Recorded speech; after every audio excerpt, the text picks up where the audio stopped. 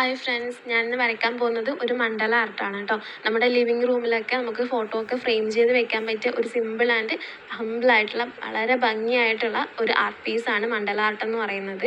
നമുക്കിത് വളരെ ഈസി ആയിട്ട് വരയ്ക്കാൻ പറ്റും. അതായത് നിങ്ങളിപ്പോൾ ബിഗിനേഴ്സ് ആണെങ്കിൽ നിങ്ങൾക്ക് വരയ്ക്കാനൊന്നും അറിയില്ലെങ്കിൽ പോലും ഒരുപാട് സർക്കിൾസും ജാമിതീയ രൂപങ്ങളൊക്കെ ഉപയോഗിച്ച് നമുക്ക് സിമ്പിളായിട്ട് വരയ്ക്കാൻ പറ്റിയ ഒരു ആർട്ട് പീസ് കൂടിയാണിത്. ഞാനും കൂടുതൽ കോൺസെൻട്രേറ്റ് ചെയ്യുന്നത് ഇതുപോലുള്ള ആർട്ടിലാണ് കേട്ടോ. എനിക്ക് കൂടുതൽ ഇഷ്ടം ഇതുപോലുള്ള ആർട്ടുകളാണ്. ഗൂഗിളിൽ സെർച്ച് ചെയ്തിട്ടാണെങ്കിലും ഞാൻ എൻ്റെ വീട്ടിലാണെങ്കിലും കൂടി കൂടുതൽ വരച്ച് വെക്കാൻ ശ്രമിക്കുന്നത് ഇതുപോലുള്ള ആർട്ട് രൂപങ്ങളാണ്. ഇതുപോലുള്ള ചിത്രങ്ങൾ വരച്ച് ഫ്രെയിം ചെയ്തിട്ടൊക്കെയാണ് വീട്ടിലാണെങ്കിലും കൂടുതൽ വെച്ചിട്ടുള്ളത്. പോരാതെ തന്നെ എനിക്ക് ഡ്രോയിങ്ങിൻ്റെ സെയിലുണ്ട്. അപ്പോൾ സെയിലിലാണെങ്കിൽ കൂടി ഞാൻ കൂടുതൽ ഇൻക്ലൂഡ് ചെയ്യുന്നത് മണ്ഡല ആർട്ടിൽ തന്നെയാണ്.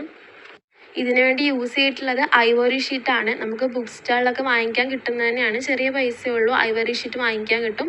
പിന്നെ ഒരു കോമ്പസും അതുപോലെ തന്നെ ബ്ലാക്ക് CD മാർക്കറാണ് ഞാൻ എപ്പോഴും യൂസ് ചെയ്യാറ്.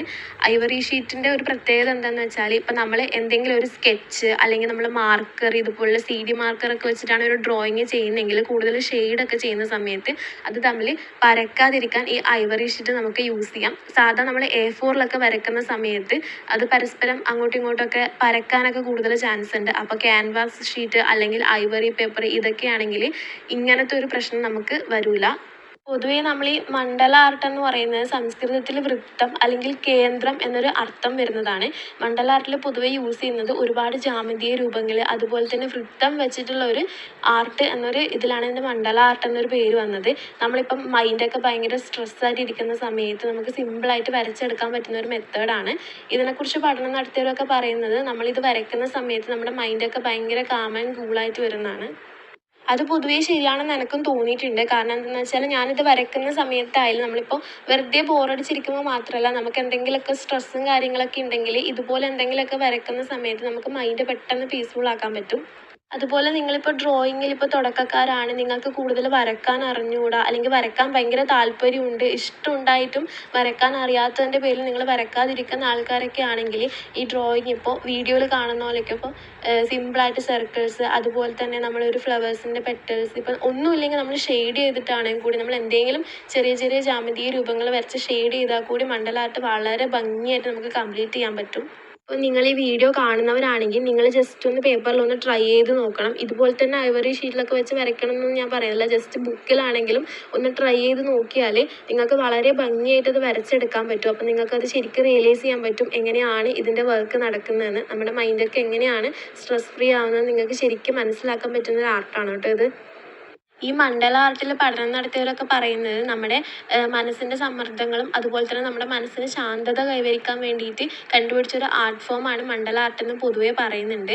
ഇതുപോലെ മാത്രമല്ല നമ്മൾ മനുഷ്യരൂപങ്ങളിൽ പോലും മണ്ഡല ആർട്ട് വരക്കുന്നവരുണ്ട്. അതായത് നമ്മൾ ഈ പീസ്ഫുളിന് വേണ്ടി നമ്മൾ ബുദ്ധ രൂപത്തിലൊക്കെ മണ്ഡല ആർട്ട് വരക്കുന്നതുണ്ട്. അതിൽ തന്നെ സർക്കിൾസും അതുപോലെ തന്നെ ജാമിതീയ രൂപങ്ങളൊക്കെ കേന്ദ്രീകരിച്ചിട്ട് മണ്ഡല ആർട്ട് ഒരുപാട് വരക്കുന്നുണ്ട്. പിന്നെ ഞാനിപ്പോൾ നിങ്ങളെ ഇന്ന് കാണിക്കാൻ വേണ്ടിയിട്ട് വളരെ സിമ്പിളായിട്ടൊന്ന് വരച്ചു എന്നേ ഉള്ളൂ. അതായത് നമുക്ക് ലിവിങ് റൂമിലൊക്കെ നമ്മൾ ഫ്രെയിം ചെയ്ത് വെക്കുന്ന സമയത്ത് വളരെ ഭംഗിയായിട്ട് വരച്ചെടുക്കാൻ പറ്റിയ ഒരു ആർട്ട് ഫോമാണ് ഞാൻ നിങ്ങളെ കാണിക്കുന്നത്. ഇപ്പോൾ നിങ്ങൾ ഈ വീഡിയോ കണ്ടിട്ട് ആരെങ്കിലും ഇൻസ്പയർ ആയിട്ട് നിങ്ങൾക്ക് കൂടി വരക്കണം എന്ന് തോന്നിയിട്ട് വരക്കുന്നവരാണെങ്കിൽ അപ്പോൾ നമ്മൾ ഫസ്റ്റ് തുടങ്ങുന്ന സമയത്ത് ബിഗിനേഴ്സിന് കൂടി പറ്റുന്ന രീതിയിൽ തുടങ്ങണമെന്ന് ഞാൻ ഉദ്ദേശിച്ചിട്ടുണ്ട്. അതുകൊണ്ടാണ് ഇത്ര സിമ്പിളായിട്ടൊന്നും ഞാൻ കാണിച്ചു തന്നത്.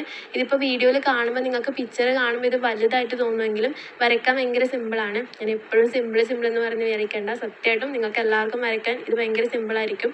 നമ്മൾ ഇപ്പോൾ കൂടുതൽ ഡിസൈൻസ് ഒന്നും വരയ്ക്കാൻ അറിയാത്തവരാണെങ്കിൽ കൂടി ഇപ്പോൾ ഒരു 4-5 ഡിസൈൻ നിങ്ങൾക്ക് വരയ്ക്കാൻ പറ്റുന്നുണ്ടെങ്കിൽ അതന്നെ കണ്ടിന്യൂസ് ആയിട്ട് വരച്ചിട്ട് ഒരു ബ്ലാക്ക് ഷെയ്ഡൊക്കെ കൊടുക്കുന്ന സമയത്ത് വളരെ ഭംഗിയുള്ള ഒരു ചിത്രമായിട്ട് അത് മാറും കേട്ടോ.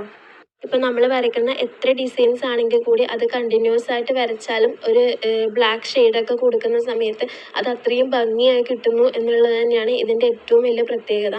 നമുക്കിത് ബ്ലാക്ക് ഷെയ്ഡ്സ് വെച്ച് മാത്രമല്ല കളേഴ്സ് വെച്ചിട്ടും വരയ്ക്കാൻ പറ്റും. കളേഴ്സ് വെച്ച് വരയ്ക്കുമ്പോഴും കൂടുതൽ ഭംഗിയായിട്ടുണ്ടാവും. പിന്നെ ഞാൻ എൻ്റെ സെയിലൊക്കെ ചെയ്യുന്നതിലും കൂടുതലും ബ്ലാക്കാണ് യൂസ് ചെയ്യുന്നത്. കസ്റ്റമേഴ്സിൻ്റെ അനുസരിച്ചാണ് ഞാൻ ചെയ്തു കൊടുക്കുന്നത്. കളേഴ്സിൽ വേണമെങ്കിൽ അങ്ങനെ ചെയ്ത് കൊടുക്കാറുണ്ട്. ഇനി അല്ല ഇതുപോലെ ആണെങ്കിൽ ഇതുപോലെ ചെയ്ത് കൊടുക്കാറുണ്ട്. A4 സൈസിലൊക്കെ ആണെങ്കിൽ അങ്ങനെയൊക്കെ ചെയ്ത് കൊടുക്കാറുണ്ട്. നമ്മളിപ്പോൾ ലിവിങ് റൂമിലൊക്കെ കയറി വരുന്ന ഭാഗത്തൊക്കെ നമ്മളിതൊക്കെ ഫ്രെയിമൊക്കെ ചെയ്ത് വെക്കുന്ന സമയത്ത് കാണാൻ തന്നെ നല്ലൊരു ഭംഗിയുണ്ടാവും. പൊതുവേ നമ്മൾ പുറത്തുനിന്ന് എവിടെ നിന്നായാലും ഇതുപോലത്തെ ചിത്രങ്ങളൊക്കെ വാങ്ങുന്ന സമയത്ത് ഇതിന് ഭയങ്കര പൈസ കൂടുതലാണ്. ഞാനിതിൻ്റെ റേറ്റൊക്കെ അധികവും നോക്കുന്ന ഒരാളാണ്. അപ്പോൾ ഫ്ലിപ്കാർട്ടിലായാലും ആമസോണിലായാലും ഒക്കെ ഇതിൻ്റെ പൈസ കുറച്ച് കൂടുതലാണ്. അപ്പോൾ നമ്മളെ കൊണ്ട് വരയ്ക്കാൻ പറ്റുമെങ്കിൽ എപ്പോഴും നമ്മൾ തന്നെ നമ്മളെ വീട്ടിൽ നിന്ന് കുറച്ചൊക്കെ ഇങ്ങനെ ചെയ്യുന്നത് തന്നെയായിരിക്കും നല്ലത്. ഇപ്പം നിങ്ങൾ വീട്ടിൽ സമയമുള്ളവരാണെങ്കിൽ, വെറുതെ ഇരിക്കുന്നവരാണെങ്കിൽ, വെറുതെ ഇരുന്ന് ബോറടിക്കുന്ന അല്ലെങ്കിൽ എന്തെങ്കിലും കാര്യങ്ങൾക്ക് ഭയങ്കര സ്ട്രെസ് ഉണ്ട് അങ്ങനെയുള്ളതാണെങ്കിൽ നിങ്ങൾ ജസ്റ്റ് ഒരു പേപ്പറൊക്കെ എടുത്ത് വരയ്ക്കുന്നത് ഏറ്റവും നല്ലതായിരിക്കും. ഇനിയിപ്പോൾ നിങ്ങളുടെ കയ്യിൽ പെട്ടെന്ന് ഐവറി പേപ്പറൊന്നും എടുക്കാനില്ല, A4 ഷീറ്റ് മാത്രമേ ഉള്ളൂ, അപ്പോൾ A4 ഷീറ്റിൽ വരയ്ക്കുന്ന സമയത്ത് ഇങ്ങനെ പരക്കുന്ന പ്രശ്നമൊക്കെ വരുമെന്നാണെങ്കിൽ ജസ്റ്റ് നിങ്ങൾ A4 ഷീറ്റിൽ വരച്ചാൽ മതി. പക്ഷേ യൂസ് ചെയ്യുന്ന സമയത്ത് CD മാർക്കറിന് പകരം വല്ല ബ്ലാക്ക് ജെൽ പെന്നായിട്ട് യൂസ് ചെയ്ത് വരയ്ക്കുന്ന സമയത്ത് അത്ര കൂടുതൽ അങ്ങോട്ട് വരയ്ക്കാനുള്ള ചാൻസ് ഉണ്ടാവില്ല. A4 ഷീറ്റിലാണ് വരയ്ക്കുന്നതെങ്കിൽ നിങ്ങൾ ബ്ലാക്ക് ജെൽ പെൻ യൂസ് ചെയ്ത് വരയ്ക്കുമ്പം കുറച്ചും കൂടി നല്ലതായിരിക്കും കേട്ടോ. ഒരുപാട് ചരിത്രങ്ങളൊക്കെയുള്ള അതുപോലെ തന്നെ ഒരുപാട് പഠനങ്ങളൊക്കെ നടത്തിയിട്ടുള്ള ഒരു ചിത്രത്തിൻ്റെ രൂപമാണ് കേട്ടോ മണ്ഡല ആർട്ട് എന്ന് പറയുന്നത്. മെയിനായിട്ട് ഇതിൻ്റെ വൃത്തത്തിലേക്കുള്ള ഒരു കേന്ദ്രീകരണം എന്നതുകൊണ്ടാണ് ഇതിൻ്റെ പഠനങ്ങളൊക്കെ പറയുന്നത്. നമ്മുടെ മനസ്സിനെ ഒരു കേന്ദ്ര ബിന്ദുവിലേക്ക് കൊണ്ടുവരിക എന്നൊക്കെയാണ് അർത്ഥം വരുന്നത്. നമ്മളിപ്പം ഭയങ്കര സ്ട്രെസ്ഫുൾ ആയിട്ടിരിക്കുന്ന സമയത്ത് നമ്മൾ ഇതുപോലുള്ള ആർട്ട് ഫോംസ് ചെയ്യുന്ന സമയത്ത് നമ്മുടെ മൈൻഡിനെ എത്രമാത്രം ശാന്തമാക്കാൻ പറ്റുമോ അത്രയും നമ്മുടെ മൈൻഡ് ശാന്തമാക്കി കൊണ്ടുവരാൻ പറ്റുമെന്ന് പറയുന്നത്. നമ്മൾ ഈ ആർട്ടിലേക്ക് തന്നെ നമ്മൾ കോൺസെൻട്രേറ്റ് ചെയ്യുന്ന സമയത്ത് നമ്മൾ ആ വരകളിലോട്ട് നമ്മുടെ ഫുൾ കോൺസെൻട്രേഷൻ അവിടെ കൊടുക്കുന്ന സമയത്ത് നമ്മൾ ബാക്കിയുള്ള നമ്മുടെ സ്ട്രെസ്സൊക്കെ നമ്മുടെ മൈൻഡിൽ നിന്ന് വിട്ടു പോകുമെന്നാണ് ഇതിൻ്റെ പഠനങ്ങൾ നടത്തിയവർ പറയുന്നത്. ഞാൻ പറഞ്ഞില്ലേ ഞാൻ ഇതിൻ്റെ കൂടുതൽ ഇതൊക്കെയാണ് ഞാൻ വരയ്ക്കാറ്, കൂടുതൽ പ്രിഫറൻസ് കൊടുക്കുന്നത് ഇതുപോലത്തെ ചിത്രങ്ങൾക്കാണെന്ന്. അപ്പോൾ ഞാൻ ഇതിൻ്റെ ഒരുപാട് സ്റ്റോറീസൊക്കെ വായിച്ചിട്ടുണ്ടായിരുന്നു കേട്ടോ. ഭയങ്കര ഇൻട്രസ്റ്റിംഗ് സ്റ്റോറീസാണ് ഇതിൽ പഠനം നടത്തിയവരെ കുറിച്ചിട്ട്, അതുപോലെ ഇതിലെ എക്സ്പീരിയൻസിനെ കുറിച്ചിട്ടൊക്കെ ഞാൻ ഒരുപാട് സ്റ്റോറിയൊക്കെ നടത്തിയിട്ടുണ്ടായിരുന്നു. എനിക്ക് വരച്ച ചിത്രങ്ങളിൽ എനിക്ക് ഏറ്റവും ഇഷ്ടപ്പെട്ട ഒരു ഫോമായിരുന്നു കേട്ടോ ഇത്. അപ്പോൾ മണ്ഡല ആർട്ട് വരയ്ക്കാൻ തുടങ്ങിയതിൽ പിന്നെ ഞാൻ വേറെ ഒന്നിലും അങ്ങനെ കോൺസെൻട്രേറ്റ് ചെയ്തിട്ടില്ല. കാരണം ഞാൻ ചിത്രം വരയ്ക്കാൻ പഠിച്ച ഒരാളൊന്നുമല്ല. അതാ ഞാൻ പറഞ്ഞ ബിഗിനേഴ്സിന് വരെ നമുക്ക് സിമ്പിളായിട്ട് ഡ്രോയിങ് പഠിച്ചെടുക്കാൻ പറ്റും. ഞാൻ ഇതുവരെ ഡ്രോയിങ് പഠിച്ചിട്ടില്ല, എവിടെയും പോയിട്ട് പഠിക്കുകയൊന്നും ചെയ്തിട്ടില്ല. ജസ്റ്റ് ഞാൻ TTC ആണ് പഠിച്ചത്. അപ്പോൾ ആ സമയത്ത് നമുക്ക് ഒരുപാട് വർക്കുകൾ ഉണ്ടാവും അവിടെ. ആ വർക്കുകൾ ചെയ്യുന്ന സമയത്ത് മൈൻഡ് ഒന്ന് ഫ്രീ ആക്കുക എന്നുള്ള രീതിയിൽ ഡൂഡിൽ ആർട്ടൊക്കെ വരച്ച് തുടങ്ങിയ ഒരാളാണ് ഞാൻ. അതിന് ശേഷമാണ് ഞാൻ ഇതുപോലുള്ള ആർട്ടുകളിലോട്ട് വന്നത്. ഗൂഗിളിലൊക്കെ കണ്ടിട്ട് ഇൻട്രസ്റ്റ് തോന്നിയിട്ട് ജസ്റ്റ് വരച്ച് തുടങ്ങിയ ഒരു രൂപമാണ്. അപ്പോൾ വരച്ച് തുടങ്ങിയ പിന്നെ എനിക്കിതിൽ ഭയങ്കരമായിട്ട് അഡിക്റ്റ് ആയ പോലെ തോന്നി. അപ്പോൾ നിങ്ങളും ഇതിപ്പോൾ ജസ്റ്റ് ബിഗിനേഴ്സ്, അതേ പറഞ്ഞു ബിഗിനേഴ്സിന് ഈസി ആയിട്ട് വരയ്ക്കാൻ പറ്റും. ഒരു വരച്ച് പഠിച്ച ഒരാൾക്ക് മാത്രമേ ഇതുപോലത്തെ ഡ്രോയിങ്സ് ചെയ്യാൻ പറ്റുമെന്നൊന്നും എവിടെയില്ല. നമ്മൾ നമ്മുടെ കയ്യിലെടുക്കാൻ കുറച്ച് ടൈമും അതുപോലെ നമ്മുടെ ഒരു മനസ്സും നമുക്കൊരു എഫേർട്ടൊക്കെ ഉണ്ടെങ്കിൽ നമുക്ക് സിമ്പിളായിട്ട് നമുക്ക് എന്തും ചെയ്യാൻ പറ്റും. നമ്മളിപ്പോൾ ബ്ലാക്ക് പെന്ന് യൂസ് ചെയ്ത് വരയ്ക്കുന്നതിൽ തന്നെ നമുക്ക് വേണമെങ്കിൽ കളറും കൂടെ ആഡ് ചെയ്തിട്ടൊക്കെ വരയ്ക്കാൻ പറ്റും കേട്ടോ. അതും ഇതിൽ നല്ല ഭംഗിയുണ്ടാകും, കുറച്ചുകൂടെ ഭംഗിയുണ്ടാകും. ഞാൻ പൊതുവെ ബ്ലാക്ക് ആൻഡ് വൈറ്റിലാണ് ഫുൾ വരച്ചെടുക്കാറ്. പക്ഷേ ഇടയ്ക്കൊക്കെ കളേഴ്സും ട്രൈ ചെയ്യാറുണ്ട്. ഇതുപോലെയൊക്കെ വരച്ച് നമുക്ക് ജസ്റ്റ് ഒന്ന് ഫ്രെയിമൊക്കെ ചെയ്ത് നമ്മുടെ ലിവിങ് റൂമിലൊക്കെ വെക്കുന്ന സമയത്ത് ലിവിങ് റൂം കുറച്ചും കൂടി ഒന്ന് ഭംഗിയാക്കാനൊക്കെ ഇങ്ങനത്തെ ഡ്രോയിങ്സിനെ കൊണ്ട് പറ്റും.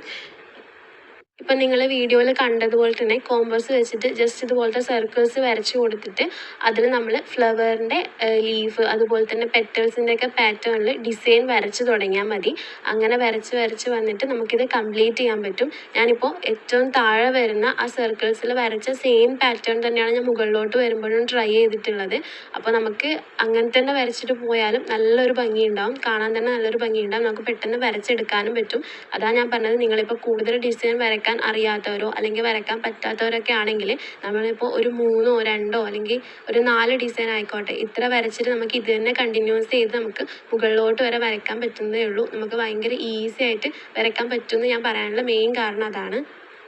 ഇത് മെയിനായിട്ട് എഫക്റ്റ് ചെയ്യുന്നത് നമ്മളെ ക്ഷമേനാണ് കേട്ടോ. ഇപ്പോൾ ചിലവർ പറയുന്നത് കേട്ടിട്ടുണ്ട് എനിക്ക് ഒട്ടും ക്ഷമയില്ല, അല്ലെങ്കിൽ എൻ്റെ ലൈഫിൽ എനിക്ക് ക്ഷമ എന്ന് പറഞ്ഞ സംഭവമേ ഇല്ല എന്നുള്ളത്. പക്ഷെ നമ്മളിങ്ങനെ വരച്ച് തുടങ്ങുന്നവരാണെങ്കിൽ നമുക്ക് ക്ഷമയിൽ ഏത് വഴിക്കുന്ന വരുന്നത് തന്നെ നമുക്ക് പറയാൻ പറ്റില്ല.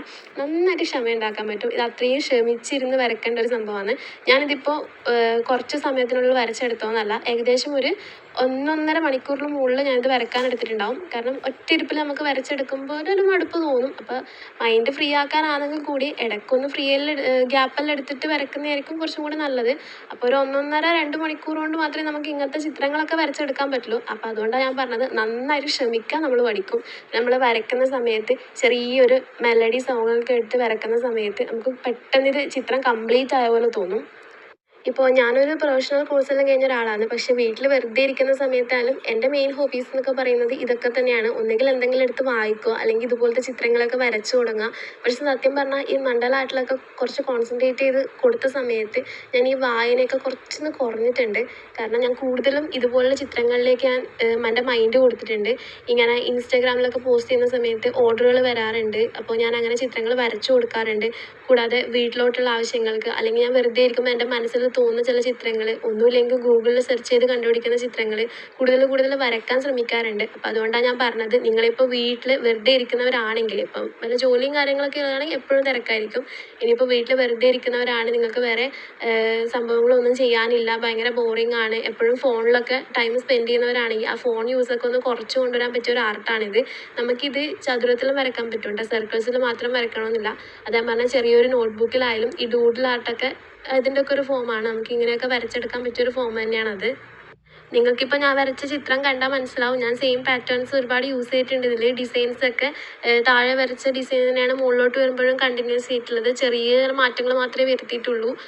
ചെറിയൊരു വരകളിലും ചെറിയൊരു ഡിസൈൻസിലൊക്കെ ചെറിയൊരു മാറ്റം വരുത്തിയിട്ട് മാത്രമാണ് കൊടുത്തിട്ടുള്ളത്.